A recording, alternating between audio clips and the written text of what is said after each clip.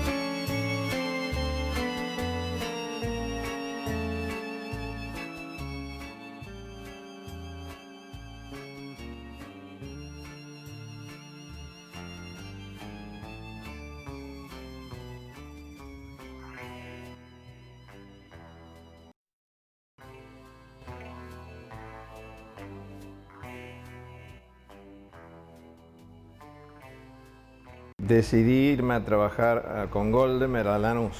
Goldemer hacía unos años, pocos años, había ganado un concurso en el Policlínico Lanús como jefe de psiquiatría. Con lo cual la psiquiatría salió del Borda y se fue a los hospitales generales. Grimson venía de Lanús, tenía una relación importante con Goldenberg en el servicio del Policlínico de Lanús, que fue un servicio que hizo historia en la Argentina. Gente que en general terminó aprendiendo el mensaje de Goldenberg, que es trabajar siempre en instituciones y trabajar siempre con otra gente y generar políticas públicas. Y que aprendimos una psiquiatría que era totalmente distinta de la predominante en los hospitales psiquiátricos, que era una psiquiatría de la represión, del electroshock, de la conservación del paciente en situación de deterioro, y que era distinta también de la boutique psicoanalítica. Y entonces vino esta propuesta de ir al Esteves. Y bueno, fue una propuesta muy entusiasmante. A crear un centro de internación de emergencias psiquiátricas que tomaba una población de pacientes que afluía muy intensamente, porque en ese momento estaba el Borda, el Moyano y las clínicas privadas. Entonces esto no era una clínica privada, daba un excelente servicio, mejor que el de ningún otro lugar del país. No solo tomando el contexto social del paciente, sino haciendo terapias familiares, terapias de grupo, manejando el desarrollo de la institución, donde lo que creamos fue una comunidad terapéutica.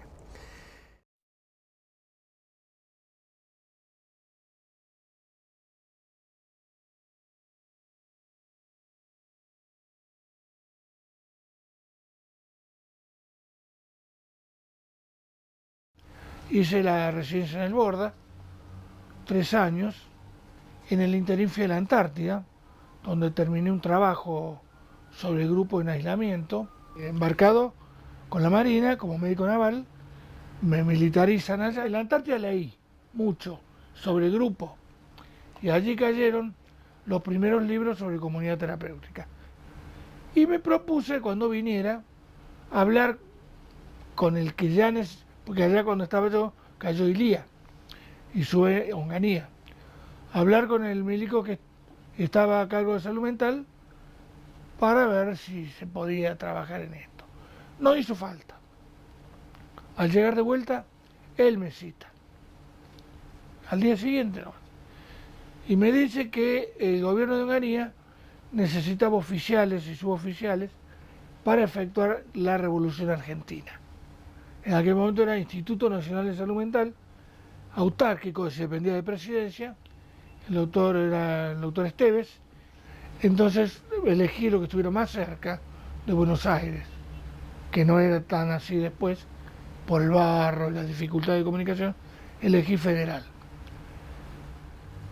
Bueno, Federal inicialmente era un proyecto que había, digamos, iniciado en los papeles el doctor Goldenberg, Mauricio Goldenberg, cuando él estuvo en la Municipalidad de Buenos Aires. Hicimos un concurso de personal donde yo expuse claramente que quería que el personal perteneciera al pueblo. Yo soy de Corrientes, vine especialmente para estar en el hospital. Como yo tenía unos familiares acá, me había comentado de que iba a salir ese hospital, entonces vine y fue a inscribirme. Gracias a Dios salí bien y así entré a trabajar. Y aprontábamos las camas, limpiábamos, preparábamos los comedores, las duchas, todo. Era un cuartel. Eso era un cuartel del 12 de Caballería.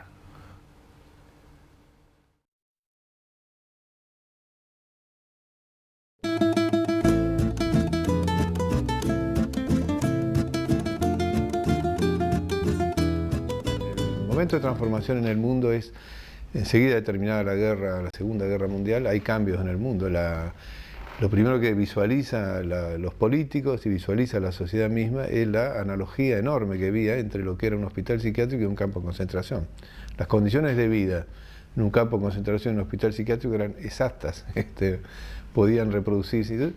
Ahí sonó una especie de alarma y se comienza todo un proceso de cambio. En 1853 se crea el Hospicio de Mujeres, que hoy sería el Braulio Mayano. 10 años después, en 1863, el Hospicio de Hombres, que se llama el Hospicio de las Mercedes durante una época, y creo que en el 64, 60 y pico, se llama Hospital Borda. Y la base, básicamente en esa época, era encerrar a los locos que andaban sueltos en esta que era una pequeña ciudad. Es decir, que fundamentalmente después de la derrota de Rosas, es decir, que molestaban a los vecinos. Se los encerraban, se los ataban en cadenas y se los castigaba. En el año 63 comienza la propuesta de las comunidades terapéuticas como un modo de recuperar los derechos de estas personas a la comunicación y a la decisión. Esto tiene versiones distintas en Inglaterra, algunas en Estados Unidos. Lo primero que hacen es desarrollar, por decisión del instituto, desarrollar la creación de comunidades terapéuticas en todas las grandes colonias del interior del país. Son 11. Se crearon en el año 66 11 comunidades terapéuticas, que luego se extendió a algunos hospitales psiquiátricos. Pasó a ser la recomendación, la política de salud mental del instituto. El programa de la capital no eran comunidades terapéuticas, sino crear servicios de psicopatología dentro de los hospitales generales, ¿no?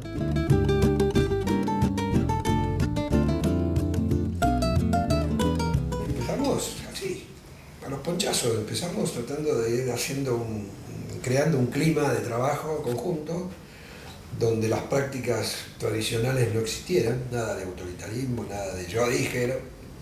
Al contrario, acompañar a los pacientes, antes de decir nada, preguntarles, y dándoles cada vez más injerencia en su propio proceso de integración. Básicamente una actitud psicoterapéutica, una participación activa del paciente como auxiliar terapéutico. Esto quiere decir que cuando el paciente era internado se le adscribía un par de pacientes que lo familiarizaban con el funcionamiento de la institución. Es decir, lo ponían al tanto de qué son los grupos, qué son las asambleas, de qué se trata esto, de qué se trata lo otro. las reglas sobre higiene, sobre hacerse la cama, sobre la higiene personal y todas estas situaciones que de alguna manera eran la subcultura terapéutica en que vivíamos. Se insertaba un centro piloto que tenía las características de ser abierto y de que la internación fuera voluntaria.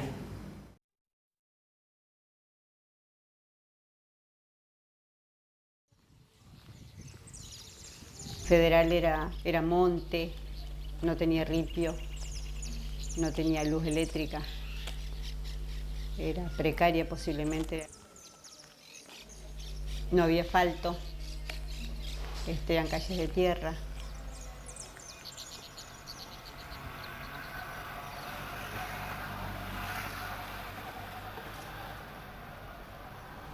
Nosotros no entramos fácilmente al pueblo. Primero, estos militares estaban tan cómodos que no querían irse.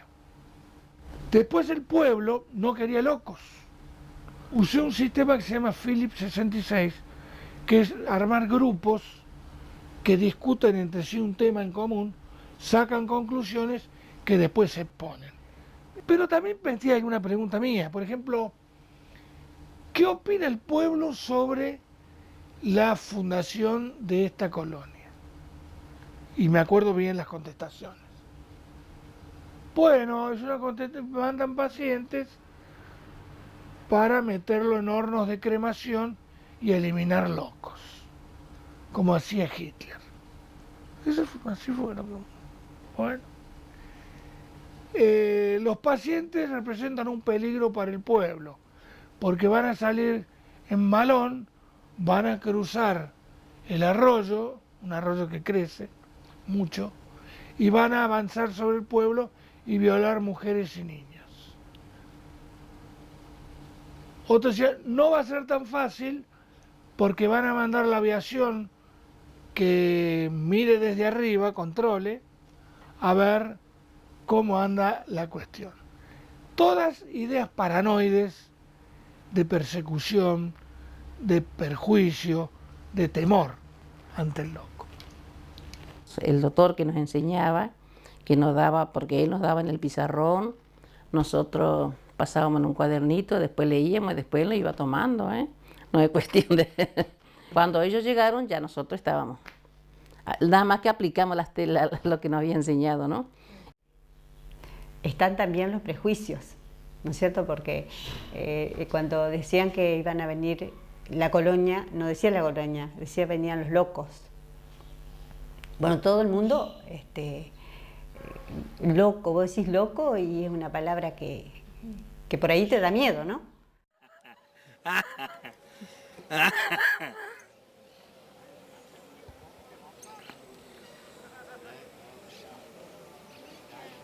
Las plantas, como tienen raíces en los troncos, como dejaron nuestros abuelos, las raíces nomás. Bueno, llega la orden de salud mental,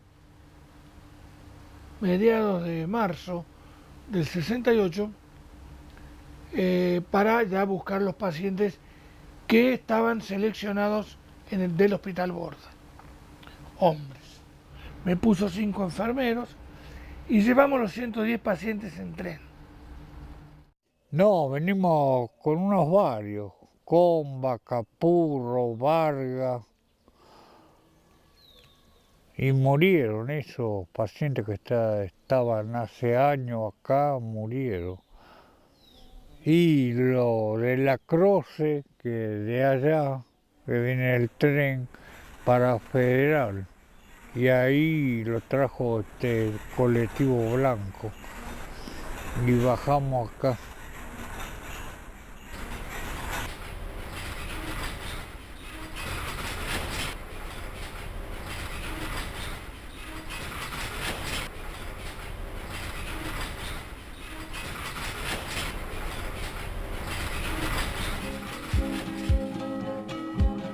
Bueno, viajamos en 3 vagones o 4, se les explicó dónde iban, no había puente Zárate Brazo Largo, sino balsa. Así que el tren embarcó en la balsa y cruzó a Libicuí, un viaje largo por el río. Y un paciente italiano propone ir a ver el río desde algún lado. Muy bien. Y en tandas de 15 los íbamos llevando a la proa del barco, y los pacientes chochos con el río. Uno se acordaba de Italia, el otro de Yugoslavia. Así estaban fascinados.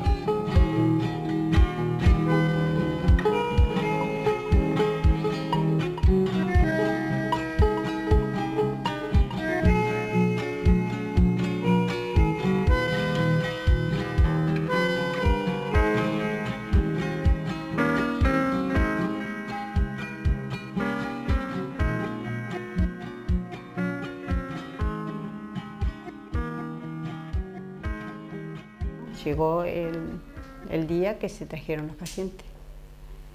Y toda la gente, por supuesto, era mucha gente que iba a entrar a trabajar. Miedo, temor, la incógnita, el no saber que cómo era esto, ¿viste? Todos, porque ricos, pobres, todos estaban en la expectativa de ver qué iba a pasar, ¿viste?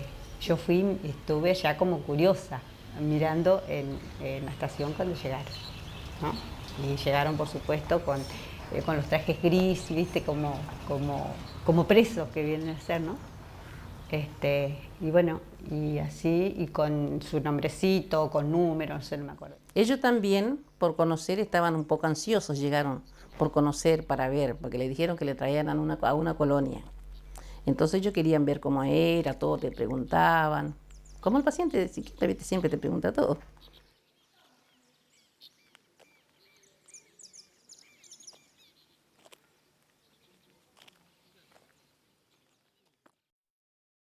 Tuvimos que eliminar muchas cosas porque las enfermeras tenían años en el hospital. Entonces tuvimos que eliminar el trato paternalista y el trato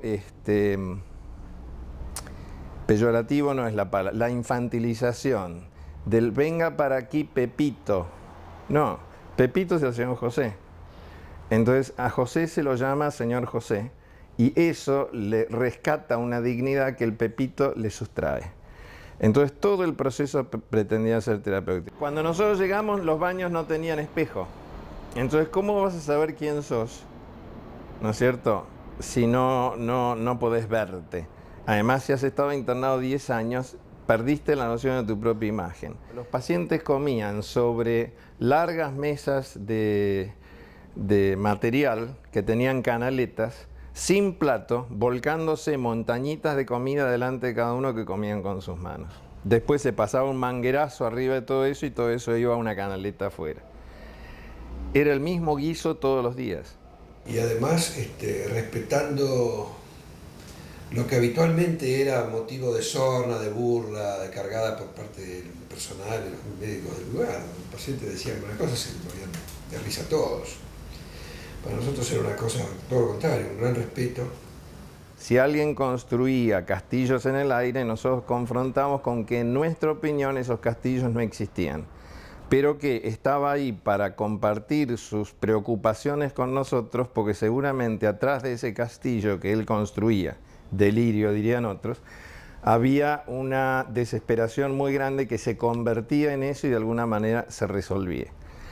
Llegamos a que en las asambleas este mensaje fuera transmitido por coordinadores de las asambleas que eran pacientes. Si la gente, pacientes, empezaron enseguida, yo te diría que a los 2 meses había pacientes que estaban muy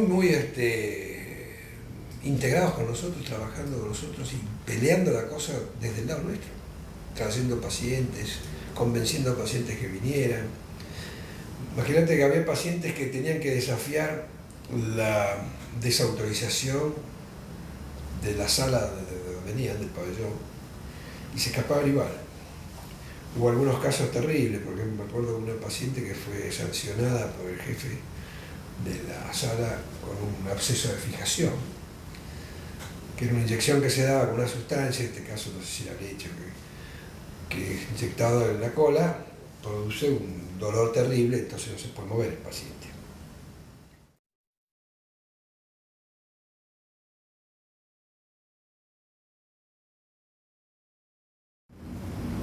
Desde ya que concepción de la comunidad terapéutica que se había desarrollado en otras partes del mundo en esa época, tenía que ver con los cambios sociales que se estaban produciendo, por una parte. Yo hablé de que en el movimiento estudiantil hubo una gran influencia en nosotros de la Revolución Cubana, y en ese periodo del Esteves había ocurrido ya el cordobazo en la Argentina. Prácticamente estaban derrotados los norteamericanos en Vietnam, aunque bueno, esto se concretó formalmente un tiempito muy corto después. Había ocurrido el Mayo francés.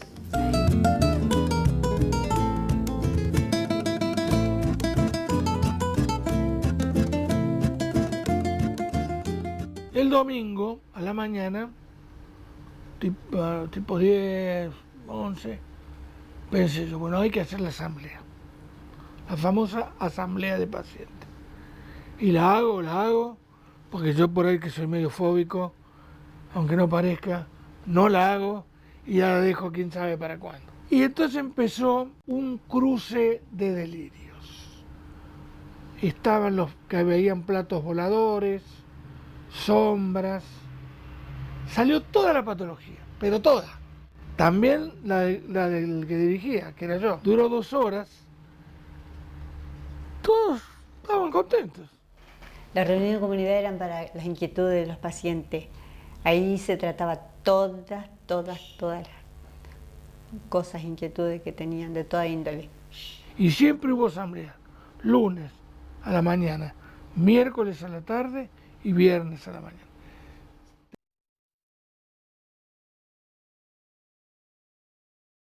La asamblea es la herramienta fundamental de todo esto que se llama comunidad terapéutica. La comunidad terapéutica está basada en diversos grupos que funcionan complementariamente unos a otros, algunos que se dedican a programar el día, otros a cuidar la institución. La asamblea de la comunidad se hacía todos los sábados, empezaba, no recuerdo bien si a las 8 o a las 8:30 de la mañana, se cerraba la puerta, o sea, el que llegaba tarde no entraba. Y piensen que muchos de nosotros viajábamos desde la capital y estábamos rigurosamente puntuales para participar en la asamblea todos los sábados. Nuestra asamblea tenía 100, 120, con todos, más las visitas, ponerle 50 visitas. Las de camino tenían 400 personas. Por ejemplo, en una entrevista pública, en una situación pública donde en la asamblea una paciente decía, el cocinero me tocó el traste, Camino decía, bueno, esto puede ser así o puede ser que está macaneando. Vamos a ver todo lo que piensan que es así de este lado y todo lo que piensan que no es así de este lado. Hasta que alguien hacía pedir al padre y dice, doctor Camino, mire, yo le digo, ella le viene coqueteando hace tiempo. Y él no le hace caso, él cuando tiene que pelar la papa, pela la papa. Entonces ella se inventó esto como para complicarlo, él, ¿me entiende? Se lo está tratando de acercar. Bueno, era más sensata la paciente que muchos psiquiatras que hubieran medicado a la paciente por ser delirante, por ejemplo, ¿no? La asamblea sirve para manifestar una cantidad de cosas públicamente, de manera que todo el mundo se entera y todo el mundo puede decidir sobre eso. Yo funcionaba como coordinador de las asambleas durante el primer año, en el segundo año se rotaba, de manera que cualquiera de los profesionales, tanto médicos como psicólogos, como terapistas, como enfermeras, podían coordinar la asamblea y llegamos a que las asambleas fueran coordinadas por pacientes. La asamblea más ordenada de todas fue la que coordinó por primera vez una paciente, porque mantuvo una coherencia. Primero, todos se querían ir de alta.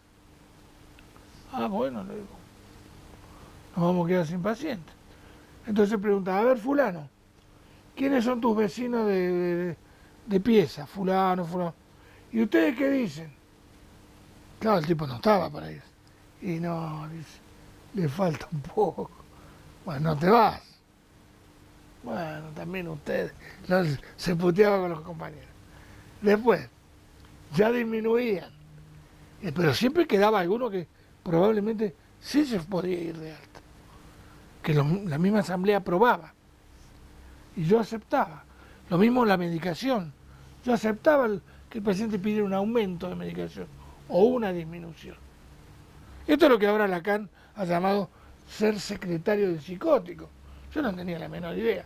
Yo me daba cuenta que el paciente sabía de sí y no mentía. El caso más espectacular me ocurrió en presencia de autoridades. Y un santiagueño le dice, se presenta, los novios se presentaban. No era cuestión tampoco de, yo ando con la fulana, pero, bueno, y si yo ando con la fulana, quiero estar con ella. ¿Y usted, niña? Sí, yo también, lo quiero mucho, qué sé. Bueno, le digo, fulano, ¿cómo me va a demostrar usted que la quiere tanto a esta chica? La manotina encajó un beso en la boca. No terminaba más el beso. Yo decía, lo cortaba. Cortó y dice, ya está. Esto le demuestra, bueno, todos aplaudían, bien, bien, bien. Mi primera llegada fue buscando asistencia médica en el doctor Camino.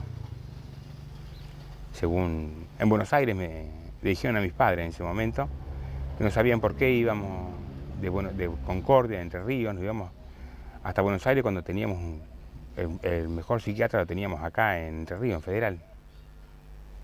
Soy epiléptico y andaba mal, andaba convulsionando, andaba mal. Y fue Camino el que me sacó.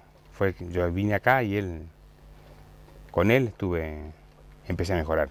Bueno, Adriano para mí, que fue paciente, a Adriano lo querían lobotomizar, como hacía enormes crisis de epilepsia, le querían cortar la cabeza, el lóbulo. Cuando yo lo vi, vino con el padre, digo, no, a este muchacho no lo toca. ¿Y qué va a hacer el doctor? Lo interno yo le calculo que en 2 meses va a andar bien. Anduvo bien. El tratamiento era con psicofármacos, aparte había mucho de psicoterapia también. Ya llegó un momento que no era solo la epilepsia, sino el tema de que uno hay que asumir el tema, ¿no? De ser, que eso fue lo que me hizo camino a mí, que yo aprendiera a convivir con mi enfermedad. Hay que aprenderlo, no es fácil.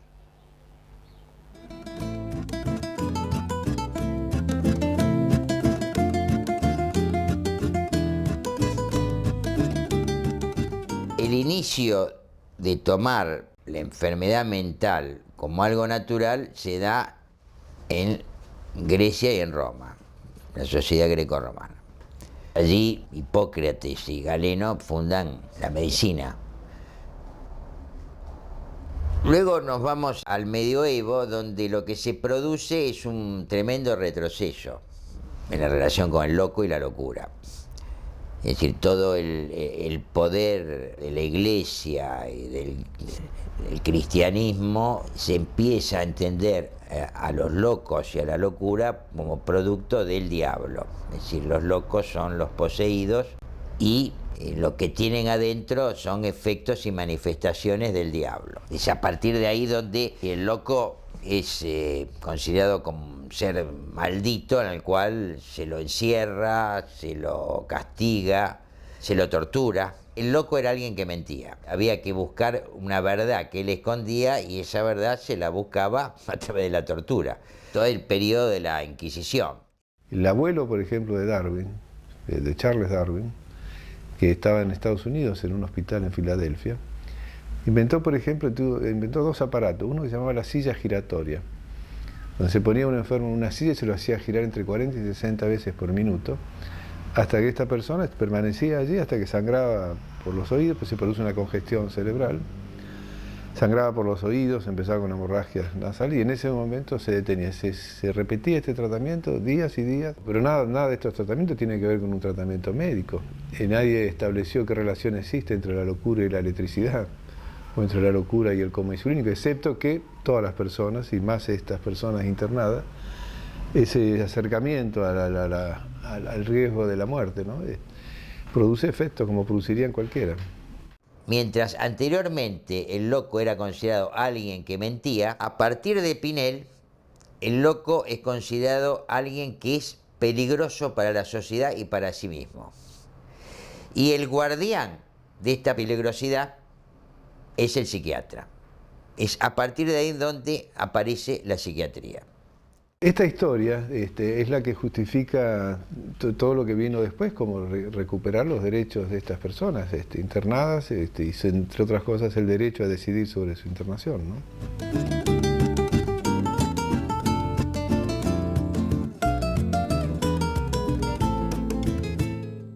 Yo mientras estaba acá trabajaba, porque todos los pacientes trabajaban en la institución, y en esa época el doctor Camino había conseguido que nos paguen a los pacientes un pequeño peculio mensual, que era como incentivo, digamos, para trabajar.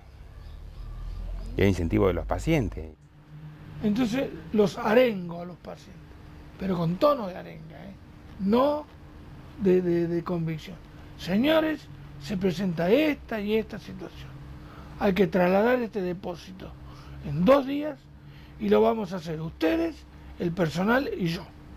Así que ya, adelante. En 2 días, menos de 2 días, trasladado todo. Y se hicieron amigos, pacientes, porque el personal también le tenía un poco de miedo. Se hicieron amigos, tuteaban, todos charlando, qué lindo el laburo. Y entonces se habló en la asamblea. Y en la asamblea salió que bueno, ¿y por qué no laburaban? Y bueno, dice, anotémonos. Y ya se anotaron, prácticamente entró a trabajar un 82% de pacientes en la colonia, en los distintos sectores. Gente en los talleres, gente en la zapatería, gente en el jardín, gente en la huerta, los domadores de caballos, teníamos caballo también, nos dábamos de abajo, cuidadores de perros, patos, no sé qué bicho había ahí, gallinas. Todo el mundo empezó a trabajar.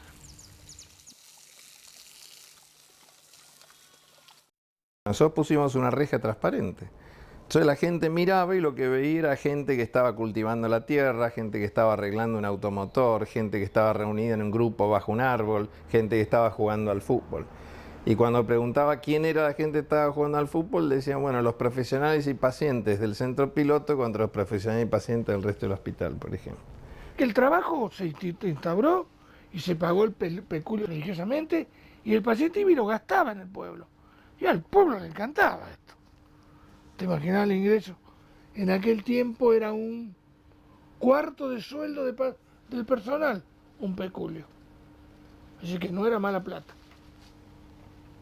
Y los pacientes se integraban en la cocina, cocinaban, pelaban papa y con cuchillo, que no lo hacían en el Borda, porque ellos venían del Borda, de allá no hacían eso. Ellos nunca le dieron un cuchillo, una cuchara para que coman. Estaba en la sala, trabajaba entre enfermero, mucamo, ahí andaba ayudando en la parte de enfermería y de mucamo. Estaba, por ejemplo, en la huerta, que se plantaba y se consumía, todo lo que se cosechaba se consumía en la colonia. Después había pacientes que estaban en la administración, eran administrativos, trabajaban como empleados administrativos. Estaba el taller protegido, que es de costura. Se usaron elementos de labranza sin problema, hachas, hoces, bueno, martillo no pongamos por la duda, segadora, todo. Nunca en los años que yo estuve hubo un accidente laboral de paciente. El fin, siempre decía el doctor Camino, era que si el paciente se iba de alta, una vez que salía, que estaba afuera, tuviera un medio para ganarse la vida. Sí, entré a trabajar como enfermero y terminé de enfermero, ¿no? Me gustó la carrera de enfermería y seguí.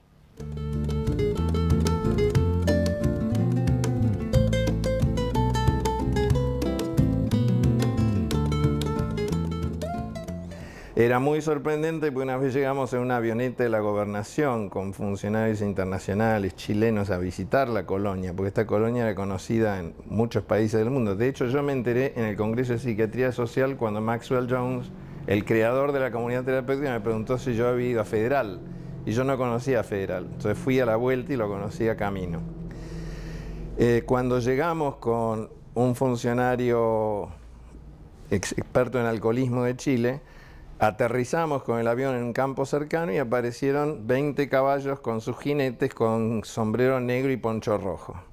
Y se sorprendió mucho este señor porque pensó que era la guardia provincial. No, eran los pacientes de camino que venían a saludar a la visita.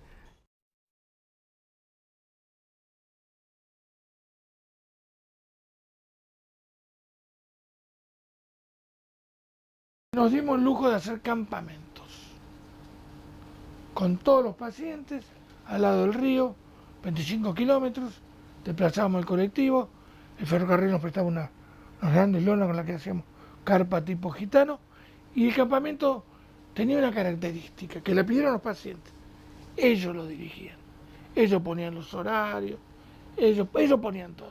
Nosotros estábamos ahí, un poco para ver, yo iba a descansar, yo pasaba. Entonces a algunos les gustaba levantarse temprano, otros tarde, ahí podían tomar un poquito de alcohol, yo no tenía problema que tomaran un poquitín de vino.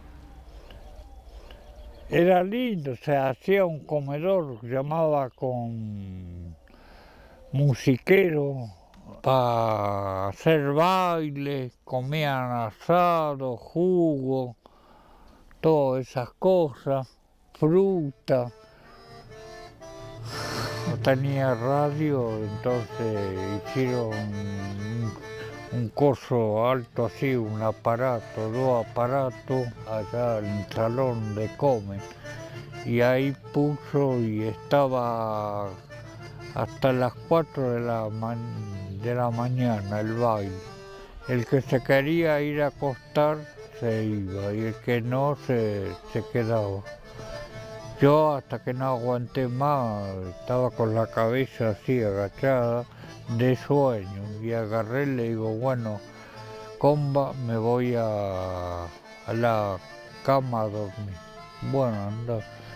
Y me fui, tomé la medicación y me tiré a la cucha. Y cuando quise acordar me levanté a las 8 de la mañana.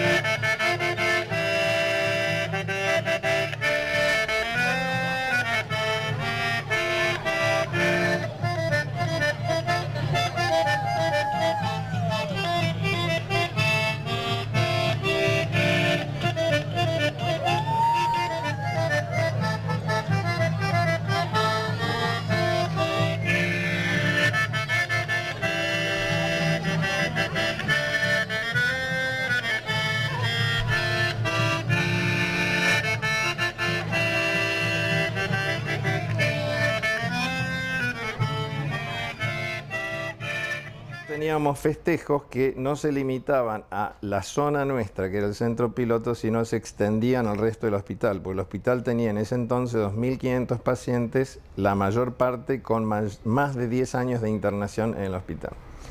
Nosotros con esa población actuábamos a través de Miguel Bayo, que estaba dedicado a eso, y de Mofat también, y logramos que pacientes que no se habían movido de sus camas durante muchísimos meses participaran de bailes, participaran de festivales, participaban de reuniones públicas, en las que tuvimos enormes apoyos de la gente del campo del arte musical. Por ejemplo, los Huancahuá vinieron a visitarnos y me acuerdo todavía el momento en que se fueron después de bailar un gigantesco carnavalito por los jardines del hospital con todos los pacientes atrás. Y se fueron llorando en el ómnibus que los llevaba de vuelta a Buenos Aires. O cuando vino Mariquena Monti, que se enganchó mucho con todo y que después venía todos los martes por su cuenta con su guitarra a cantar tangos viejos con los pacientes. Bueno, todo esto perturbaba la estructura tradicional del hospital y traía una resistencia que estaba encarnada en lo que nosotros llamamos y llamamos todavía los psiquiatrones, que serían, aquellos psiquiatras funcionales absolutamente a ese tipo de hospital psiquiátrico. No te digo, si hubiéramos permanecido, muchas cosas hubieran sido distintas. Incluso tiene su parte positiva esto, ¿no? Porque si hubiéramos estado unos añitos más, quién sabe, con lo que vino después, quién sabe qué hubiera sido, ¿no? Porque Goldenberg se tuvo que ir a Argentina, Barenboim, que lo repasó, se tuvo que ir a Argentina, en Lanús, el servicio de psicopatología de Lanús, hubo una desaparición de una psicóloga. Ninguna ni sacar la máquina que está, las plantas que yo le traigo. Mira que hermosas plantas que le puse yo para plantarlas. Estaba muy triste, dicen. Yo la levanté del cielo. Acá dice jardín también. Y tienen flores. Pero venía a acercarte, yo no te voy a morder, no te voy a pescar, no te voy a hacer nada. Las mujeres eran más vivaces, muy deterioradas la mayoría de ellas. Y cuando llegaron fueron recibidas por estos hombres. Los atendían y las llevaron a la sala, todo muy bien. Y ya el hospital se hizo mixto. Hubo una primera etapa como que no se daban bola, después empezaron el mate, a la tardecita sentados y charlando. Cuando se hizo el centro piloto, ese fue mixto, había femenino y masculino. Lo cual era todo una cosa, ¿no? Porque quién sabe las cosas que van a pasar. No te olvides que en ese hospital había monjas, que las monjas eran uno de los sectores más importantes del poder. Y te diría que el sector más limpito y ordenado estaban las monjas y estaba la iglesia, la capilla. Y cuando nosotros armamos un pabellón de hombres, que no existía, con gran oposición, porque empezaron a hablar de cómo iba a ser eso, que iba a haber relaciones sexuales y todo este tipo de cosas. Entonces nosotros demostramos en ese momento, yo no me acuerdo exactamente la cifra, pero pongamos 30. En el Moyano, que era un hospital solamente de mujeres, había habido en ese año 30 embarazos. Y nosotros no teníamos ni uno. Y además otra cosa que demostramos es que los 30 embarazos eran embarazos producto de un sector de la mafia interna del hospital que manejaba una prostitución encubierta, porque detrás del Moyano, donde estaba el gran muro del Moyano, porque no había muro en la época, ahí estacionaban los camiones de gran porte que venían del interior.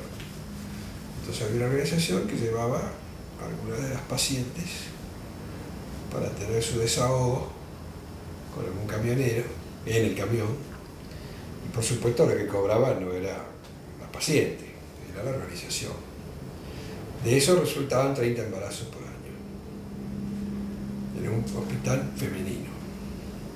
En cambio, en el hospital mixto que estábamos creando nosotros no hubo nunca un embarazo.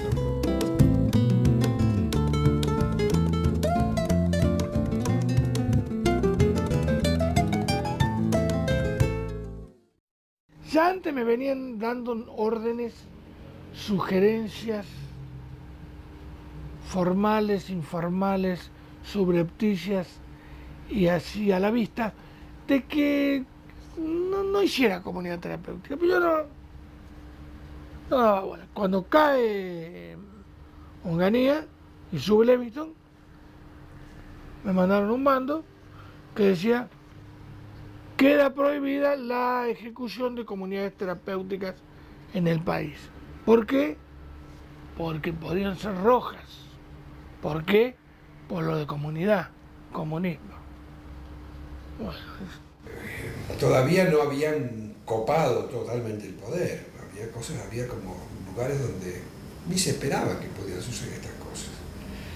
Pero no se les ocurría todavía con los auspicios que eso podía ser un lugar donde se pudiera de alguna manera cuestionar el sistema.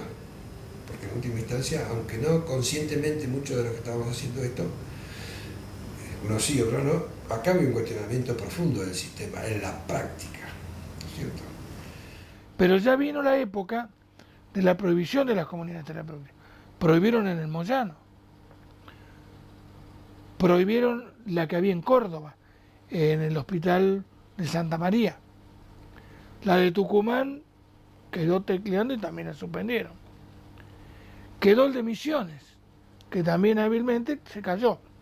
Se cayó la boca y siguió. Y quedamos dos nomás, Misiones y Federal. En el Esteves estuvo el doctor Grimson. Más cerca del poder, más peligroso. Lo eliminaron a Grimson. Lo eliminaron. Manrique. Hasta de comunista lo trató. Y lo rajó. Cuando ellos quisieron pararnos, empezaron a acudir a todo lo que fuera político. Empezaron a difamarnos políticamente, que éramos subversivos. Llegaron a decir que nosotros estábamos formando algo así como una guerrilla con los pacientes. Lo que pasó es que la psiquiatría oficial, encarada por las asociaciones de profesionales del Borde y el Moyano, denunciaron la experiencia como transgresora. Ahí aparecieron gente que se perjudicó con nuestra estadía, que era básicamente la asociación cooperadora, manejada por algunos vecinos y por las monjas del hospital que expoliaban a los pacientes. El aporte a la cooperadora tenía que ser previo a la admisión.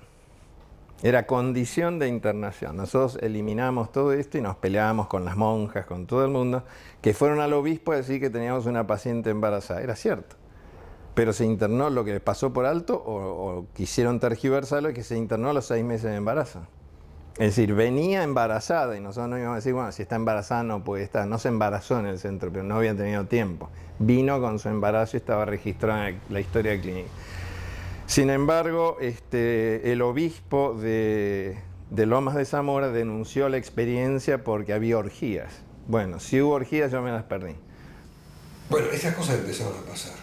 Empezaron a acusarnos de subversivos, de rojitos, de que hacíamos farras con las pacientes, que había que ver qué pasaba con los dinerillos, ¿no?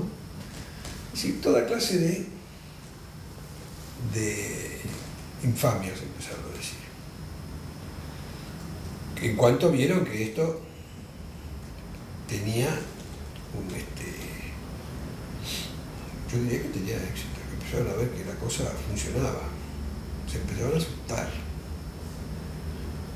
Estaban perdiendo el control dentro del hospital, total.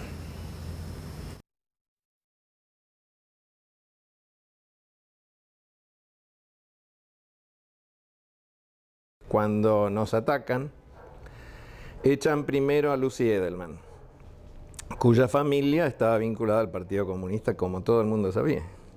Bueno, entonces cuando la echan y nosotros llegamos al hospital para deliberar qué hacíamos, los pacientes ya habían hecho huelga de hambre la noche anterior. Es decir, que enterados de que un miembro del equipo había sido sancionado, ya los pacientes habían reaccionado y ya habían hecho una huelga de hambre, estaban más adelantados que nosotros. Entonces nosotros mantuvimos la situación de huelga, no suspendiendo la atención de los pacientes. Y fue muy gracioso porque los pacientes pusieron una bandera roja en el centro piloto. Lo que los pacientes querían decir era que estaban rematando el centro piloto y entonces era la bandera de remate. Pero bueno, por supuesto, utilizado como para confirmar que ese era un centro muy peligroso. Y terminó con la intervención de la policía, con expulsiones desagradables, con brigadas reprimiendo a la gente que no podía entrar al hospital, con acusaciones de subversivos. Por ejemplo, Manrique, ministro de esa época, diciendo saquen esos comunistas de ahí, con agresiones verbales y intentos de piñas por parte de alguno de los interventores. Nosotros nos refugiamos cuando tuvimos que escapar del hospital perseguidos por la policía montada. nos escapamos con la ayuda de nuestros pacientes, que a mí me ayudaron a saltar por encima del muro para afuera. Entonces nos costó entrar, pero también nos costaba salir. Y nos refugiamos durante un mes en un sindicato local de gente que fue solidaria con nosotros.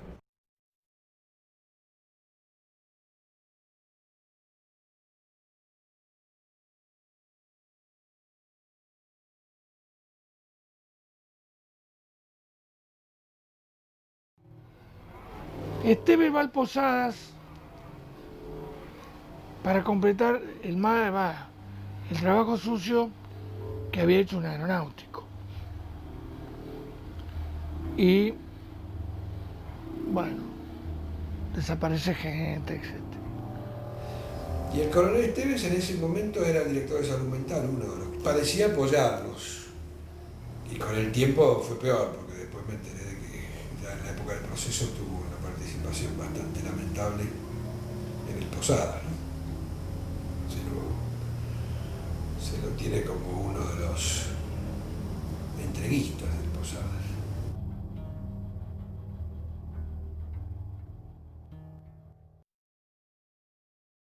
Se fue camino y se terminaron las reuniones de comunidades, las charlas terapéuticas, porque teníamos muchas charlas terapéuticas. Pero ya los pacientes empezaron a suicidar, a escaparse, se iban o se ahorcaban en la casa o se lo ahorcaban ahí mismo. ¿Viste? Lo llevaron mal. Mandaron un interventor. Ya estaba instalada la dictadura. ¿Sí? Mandaron uno dicen que vino a cerrar la colonia, el interventor. La colonia duró del 68 con pacientes, ¿no? ¿Ya estaban los milicos? Sí. A fines del 76. Fines del 76. Ya después acá, en la primera época la pasé mal porque casi me limpian. Me buscaron 2 veces. El problema de Camino yo creo que fue lo más grave que tenía él así, que era la única institución de este tipo que había en Sudamérica. Venían psiquiatras de todo el mundo, venía gente de todos lados, porque nadie quería creer lo que decían que era cuento lo que acá pasaba, que era mentira, no podía ser.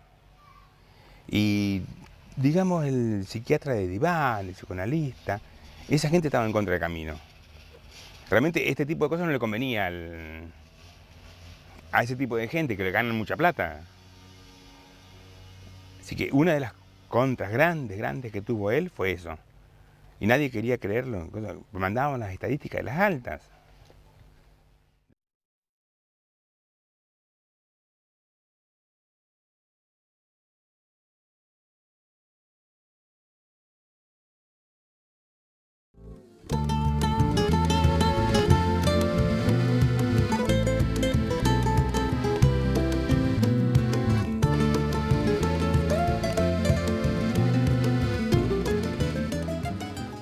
Y bueno, mientras nosotros estuvimos, que fue desde mediados del 68 hasta mediados del 71, prácticamente 3 años desde el comienzo de la planificación hasta la expulsión, hubo creo que 450 internaciones, de las cuales el 90% salía de alta temporaria, es decir, pasaba a consultorio externo en 6 semanas. Y había un grupo mínimo de pacientes que se cronificaban, que era por abajo del 2%, y que pasaban algunas dependencias internas del hospital, pero en condiciones de tratamiento más intensivo que el que hubieran tenido antes. Y después había un 8 a 10% de recaídas de los pacientes del primer año al tercer año. Es decir, que había pacientes que volvían. Pero como dijo Maxwell Jones también, prefiere un paciente que se interna 5 veces por poco tiempo y no uno que se interna una sola vez pero por toda la vida. Porque en realidad la internación es un recurso de que dispone la medicina contemporánea. Así que hubo 80 y pico, sí, 82% de altas, más o menos 89% de gente trabajando. reingresos, porque hay que hablar de los reingresos, era un 40%, que a su vez se iba. La cantidad de recuperados eran esquizofrénicos, de primera, segunda vez y algunos crónicos. Y los viejos alcoholistas también se recuperaron, también pudieron ser empleados. Los epilépticos también se recuperaban, los muy crónicos no. La otra estadística era la disminución del consumo de medicamentos. La gran crisis de las comunidades terapéuticas es que es absurdo, imposible y no produce nada pretender modificar el interior del hospital psiquiátrico. El hospital psiquiátrico, la colonia de alienados, no se modifica en el interior, se modifica solo, como pensaba Basaglia, cuando se elimina. Y esas personas pueden generar otras formas de vida fuera de estas instituciones, ¿no? Para poder desmanicomializar hay que estar adentro y desde adentro hacerlo. Y hay que tener una afuera que pueda ir recibiendo a los pacientes que uno va sacando. Y al mismo tiempo que impida entrar a nuevos pacientes. Pero además tenemos que ubicar al personal de esos hospitales. No lo podemos tirar a la calle, y más en una época como esta donde hay tanta desocupación. Hay que ver cómo recuperamos a ese personal, y se lo puede hacer. Para lo cual habría que crear todo otro sistema de redes comunitarias. Y esto se mantiene porque, bueno, de alguna manera la sociedad acepta esta situación. ¿No? Hay un cierto desinterés por cuestionarse esto. La droga es la niña bonita. Es lo que da también más ganancia a los médicos. Como hay tantos, entonces incluso el término de comunidad terapéutica queda aplicado únicamente a las instituciones de adictos, ya no para los enfermos mentales. Es decir que, como me dijo una vez un funcionario, de la droga vivimos, ustedes los médicos, nosotros los policías y los muchachos que la fabrican. Básicamente es a lo que se tiende es a una salud para ricos y a una salud para pobres. Es decir, la salud para ricos son aquellos que, bueno, tienen cierto poder adquisitivo y, bueno, pueden, si sea un enfermo psicótico, estar internado en un sanatorio con las últimas tecnologías, y una salud para pobres donde, bueno, el pobre lo único que le queda es tener que internarse en un manicomio.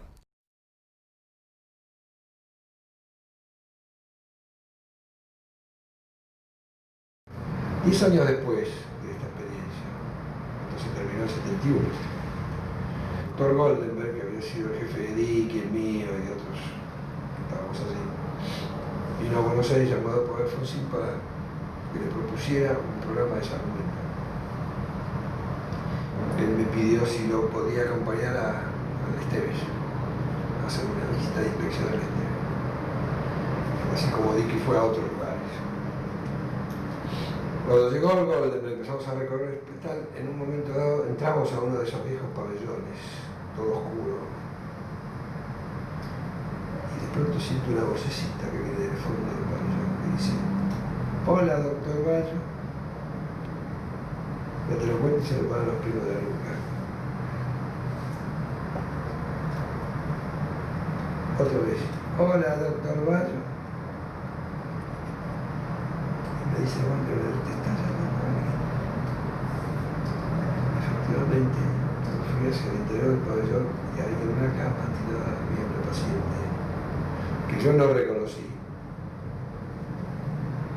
pero él sí me reconoció a mí.